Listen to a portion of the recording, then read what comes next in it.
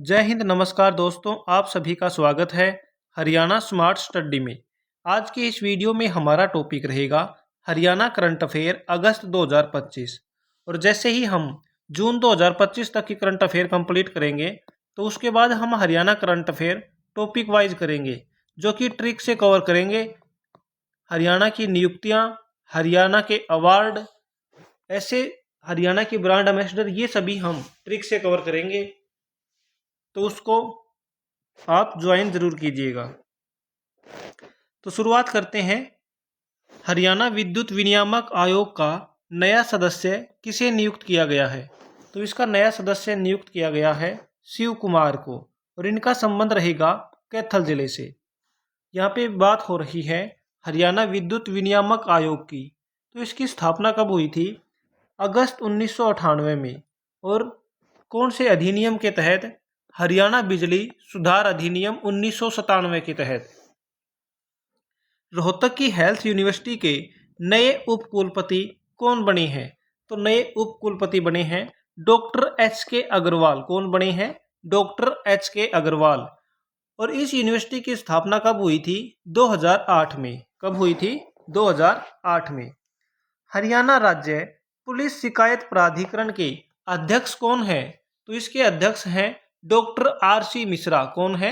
Doctor RC. Mishra हैं। वर्तमान में हरियाणा का डीजीपी कौन है? तो ये है अजय सिंघल। कौन है? अजय सिंघल हैं।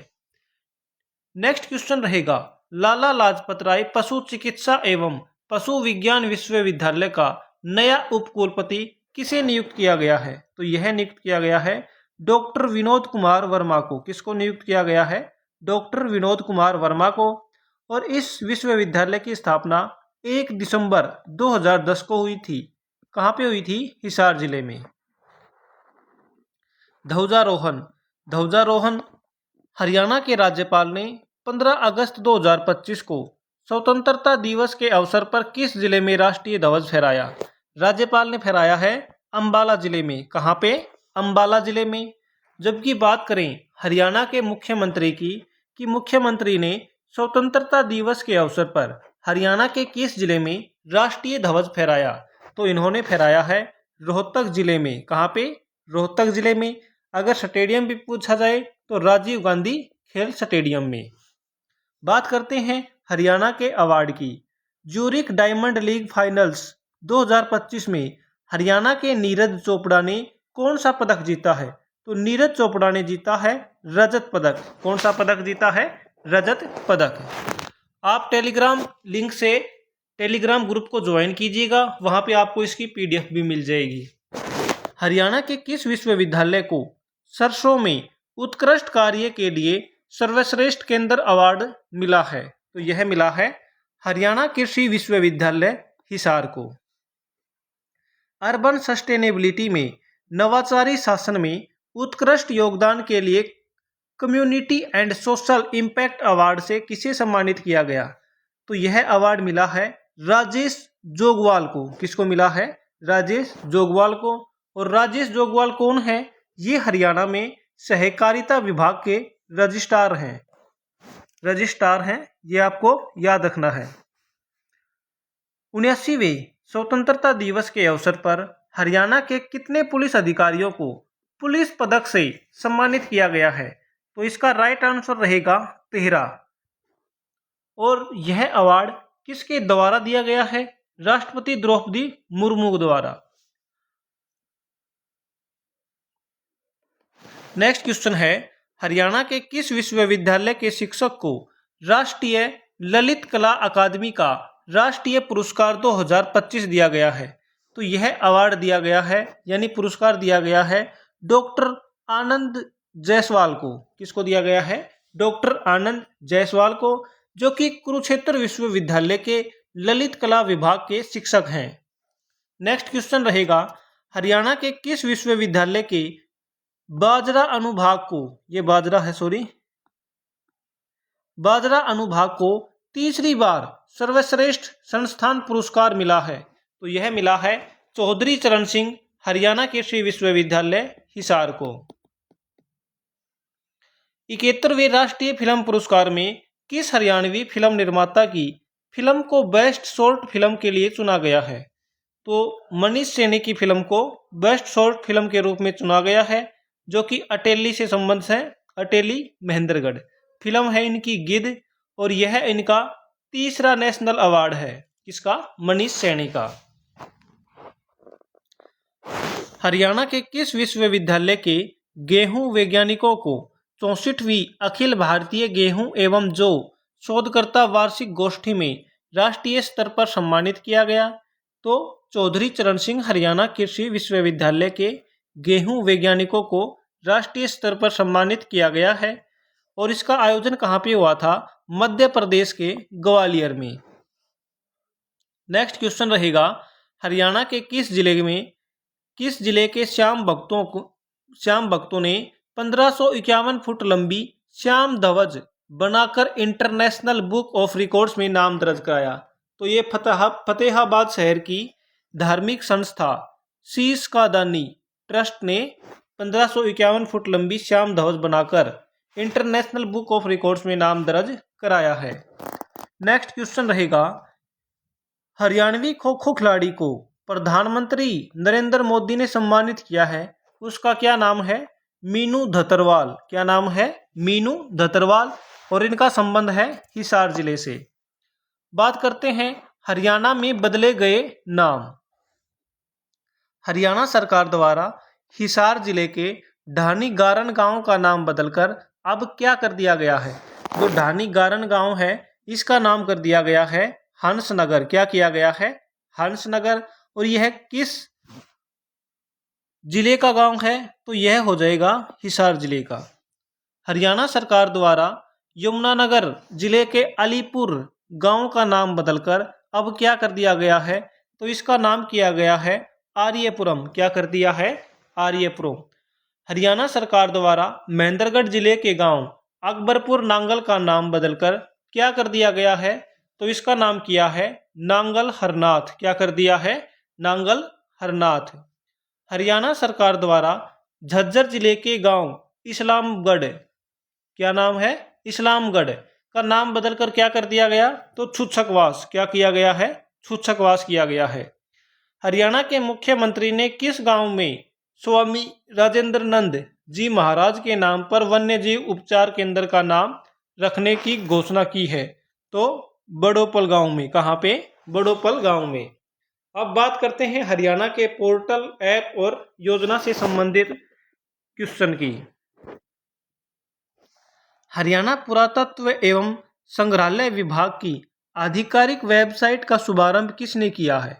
तो इसका शुभारंभ किया है डॉक्टर अरविंद कुमार शर्मा ने, जो कि हरियाणा के विरासत एवं पर्यटन मंत्री हैं।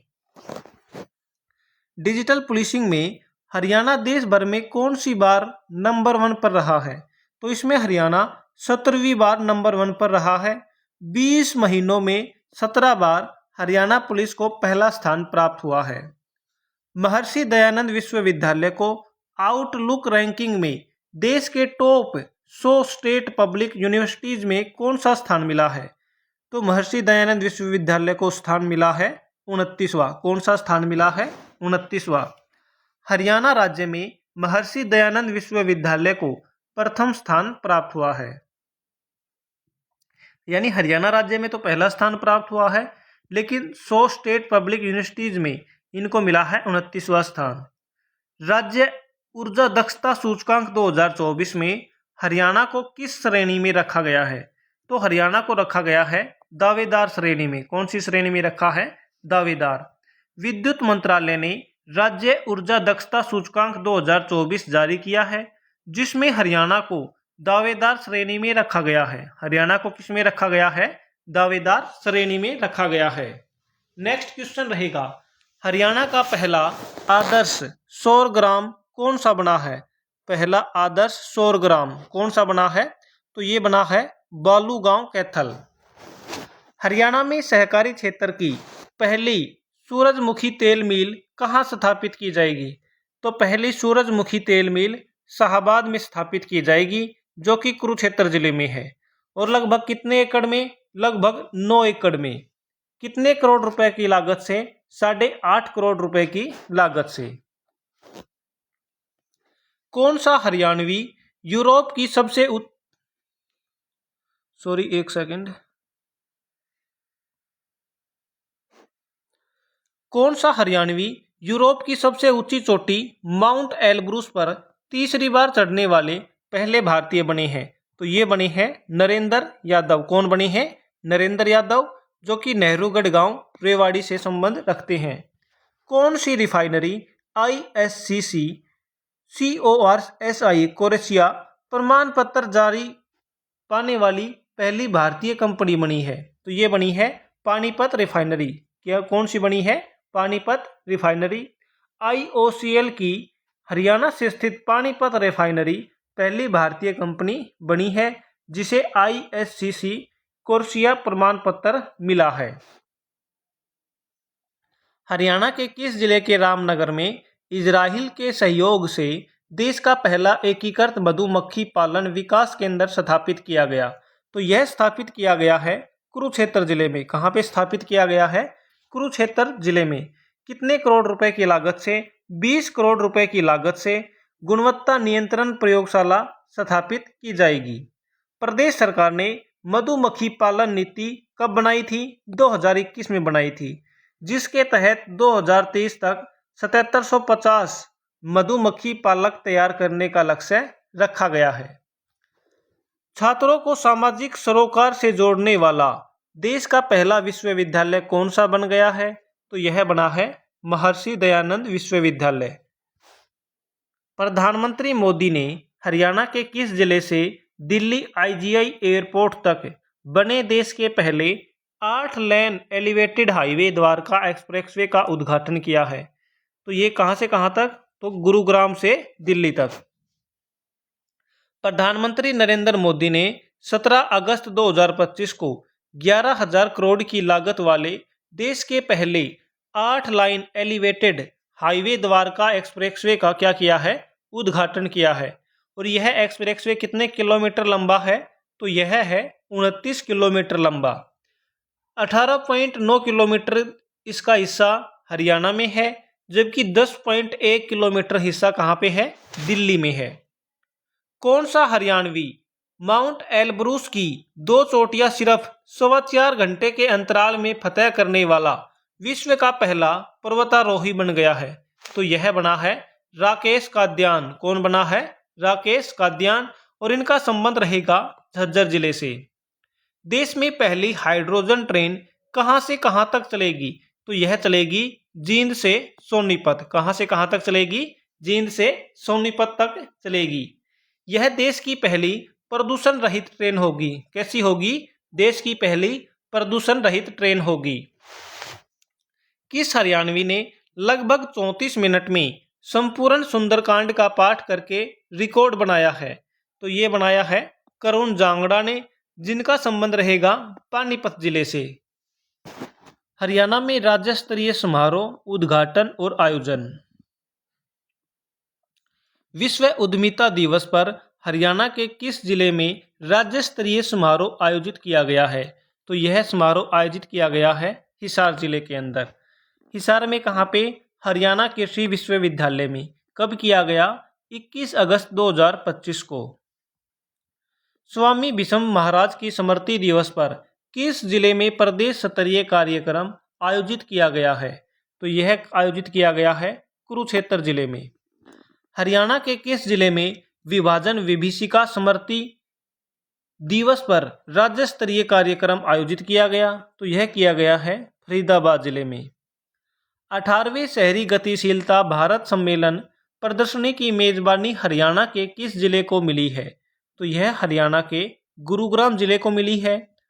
हरियाणा में 3 दिवसीय 7वें फल उत्सव मेले का आयोजन कहाँ किया गया? तो यह किया गया है लाडवा कुरुक्षेत्र में। कहाँ पे किया गया है? 7वें फल उत्सव मेले का आयोजन लाडवा कुरुक्षेत्र में किया गया है। कुरुक्षेत्र में स्थित उप उष्णकटिबंधीय फल केंद्र, उप उष्णकटिबंधीय फल केंद्र कहाँ पे है? लाडवा कुरुक्षेत्र में। यहाँ पे 3 दिवसीय 7वें फल उत्सव का आयोजन किया गया, जिसमें मुख्य अतिथि कौन रहे? कृषि एवं किसान कल्याण मंत्री श्याम सिंह राणा रहे। और जो उप उष्णकटिबंधीय फल केंद्र है। इसकी स्थापना कब हुई थी? 2016 में हुई थी। किसके सहयोग से? इंडो इजराइल यानी इजराइल के सहयोग से इसकी स्थापना की गई थी। हरियाणा में खेल महाकुंभ 2025 का आयोजन कितने जिलों में किया गया? तो इसका आयोजन हरियाणा के 4 जिलों में किया गया। और ये 4 जिले कौन कौन से हैं? पंचकुला, फरीदाबाद, रोहतक और सोनीपत है। अब हरियाणा में विविध से रिलेटेड क्वेश्चन जानते हैं। हरियाणा में कहां पर से स्थित 18वीं सदी की नागरपुरिया बावड़ी को सरकार द्वारा संरक्षित घोषित किया गया है। तो यह जो नागरपुरिया बावड़ी है यह नारनौल महेंद्रगढ़ में से स्थित है। नारनौल महेंद्रगढ़ में कहां पे है? नारनौल महेंद्रगढ़ में से स्थित है। यह आपको याद रखना है, 18वीं सदी की है। कौन सी सदी की है? 18वीं की। हरियाणा में नेशनल जेवलिन डे कब मनाया जाता है? तो नेशनल जेवलिन डे मनाया जाता है 7 अगस्त को। कब मनाया जाता है? 7 अगस्त को। हरियाणा के किस जिले में 8वीं से 11वीं शताब्दी के बीच के गुर्जर प्रतिहार काल की एक टूटी हुई मूर्ति मिली है? तो टूटी हुई मूर्ति कहाँ पे मिली है? गुर्जर प्रतिहार काल की फरल गांव में। और फरल गांव कहाँ पे है? कैथल जिले में। हरियाणा में कहाँ 750 एकड़ भूमि पर मातृ वन विकसित किया जाएगा? क्या विकसित किया जाएगा? मातृ वन विकसित किया जाएगा। कहाँ पे? गुरुग्राम में। गुरुग्राम में भी कहाँ पे? घाटा और वजीराबाद गांव की जमीन पर। हरियाणा सरकार ने युवाओं को उद्यमिता के लिए प्रेरित और प्रशिक्षित करने के लिए किस आयोग के गठन की घोषणा की है? हरियाणा राज्य उद्यमिता आयोग की। हरियाणा के मुख्यमंत्री नायब सिंह सैनी ने विश्व उद्यमिता दिवस के अवसर पर हरियाणा राज्य उद्यमिता आयोग की स्थापना की घोषणा की है। हरियाणा किस देश के सहयोग से ग्लोबल आर्टिफिशियल इंटेलिजेंस केंद्र स्थापित करेगा? तो इजराइल देश के सहयोग से। किसके सहयोग से स्थापित करेगा? इजराइल देश के सहयोग से। हरियाणा सरकार ने मिशन ओलंपिक 2036 के लिए कहाँ से स्थित खेल विश्वविद्यालय को नोडल सेंटर बनाया है? तो यह बनाया है राई सोनीपत को। किसको बनाया है? राई सोनीपत को। प्रदेश में 5 खेल विश्वविद्यालय और 10 जिलों में एक्सीलेंस सेंटर बनाए जाएंगे। ओलंपिक 2036 में प्रदेश के खिलाड़ियों के लिए 36 मेडल जीतने का लक्ष्य रखा गया है। हरियाणा खेल यूनिवर्सिटी राई के उपकुलपति कौन है? अशोक कुमार हैं। हरियाणा में तिलहन उत्पादन को बढ़ावा देने के लिए किस मिशन का गठन किया गया है? तो राज्य तिलहन मिशन का। किस मिशन का गठन किया गया है? राज्य तिलहन मिशन का गठन किया गया है। बढ़ते थार रेगिस्तान को रोकने के लिए हरियाणा के किस जिले से गुजरात के पोरबंदर तक ग्रीन वॉल बनाई जा रही है? तो यह बनाई जा रही है हरियाणा के पानीपत जिले से गुजरात के पोरबंदर तक। 5 किलोमीटर चौड़ी होगी और इसकी लंबाई कितनी होगी? 1400 किलोमीटर। थार के मरुस्थल के विस्तार को रोकने के लिए विश्व का तीसरा सबसे बड़ा मानव निर्मित जंगल विकसित किया जा रहा है।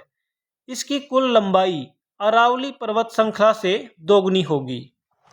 हरियाणा और राजस्थान ने किस नदी के वाटर पाइपलाइन प्रोजेक्ट के लिए MOU साइन किया है? तो यमुना नदी के वाटर पाइपलाइन प्रोजेक्ट के लिए। हरियाणा सरकार ने वनों की नई परिभाषा तय की है, जिसके तहत वन कम से कम कितने हेक्टेयर क्षेत्र में फैला होना चाहिए? 5 हेक्टेयर में। कितने हेक्टेयर में? 5 हेक्टेयर में। हरियाणा में कितने एकड़ एरिया में अग्रसेन ग्लोबल सिटी बनाई जाएगी? तो यह बनाई जाएगी 5 लाख एकड़ में। और इसका उद्देश्य इतिहास और संस्कृति को वैश्विक पहचान देना है। इस एरिया में हिसार, बरवाला, फतेहाबाद, आदमपुर, सीसवाल शामिल होंगे। हरियाणा के किस जिले में एकीकृत विनिर्माण क्लस्टर विकसित किया जा रहा है? तो यह क्लस्टर विकसित किया जा रहा है हिसार जिले के अंदर। हिसार सरकार ने अमृतसर कोलकाता इंडस्ट्रियल कॉरिडोर पहल के तहत हिसार में 2988 एकड़ क्षेत्र में एकीकृत विनिर्माण क्लस्टर विकसित किया जाएगा। अगस्त 2025 में पंजाब एवं हरियाणा हाईकोर्ट में महिला न्यायाधीशों की संख्या कितनी हो गई है? तो ये हो गई है 18। कितनी हो गई है? 18 हो गई है। अगस्त 2025 में हाईकोर्ट में कार्यरत जजों की संख्या बढ़कर कितनी हो गई है? 60 हो गई है, जबकि स्वीकृत पद कितने हैं? 85 हैं। हरियाणा में अगस्त 2025 में किस समाज के महान संत स्वामी राजेंद्रानंद महाराज का निधन हो गया है? तो इनका संबंध है बिश्नोई समाज से। किस समाज से? बिश्नोई समाज से। भारतीय राष्ट्रीय राजमार्ग प्राधिकरण ने हरियाणा के किस शुल्क प्लाजा में multi lane free flow tolling प्रणाली लागू करने के लिए समझौते पर हस्ताक्षर किए हैं? तो घरौंदा शुल्क प्लाजा पर। हरियाणा में वर्ष 2024-25 में भूजल स्तर कितने मीटर चला गया है? तो हरियाणा में भूजल स्तर चला गया है 23.02 मीटर पर। तो दोस्तों इसी के साथ सेशन समाप्त होता है। आपको यह सेशन कैसा लगा आप कमेंट करके ज़रूर बताइएगा।